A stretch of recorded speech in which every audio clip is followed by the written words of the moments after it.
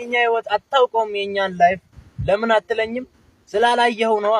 አንተ እኮ የምታውቀው ምቹ ፍራሽና የተመቻቸ ምግብ አታውቀውም የኛን ህይወት ስለማታውቀውም ነው።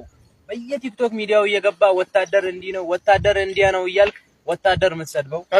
ብታውቀው ነበር የወታደርን ህይወት እንደዚህ ዋጋ እየከፈልን እንደዚህ መስዋዕት እየሆንን በህይወት ስንኖር እንኳን ሳይመቸን በዛው የምንቀረው ለሀገራችን ብለን ነው። ህይወታችን ይሄን ይመስላል።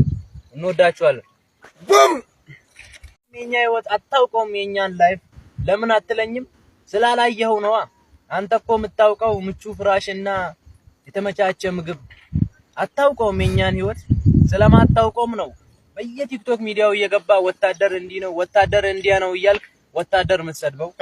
ብታውቀው ነበር የወታደርን ህይወት እንደዚህ ዋጋ እየከፈልን እንደዚህ መስዋዕት እየሆንን በህይወት ስንኖር እንኳን ሳይመቸን በዛው የምንቀረው ለሀገራችን ብለን ነው። ህይወታችን ይሄን ይመስላል። እንወዳችኋለን።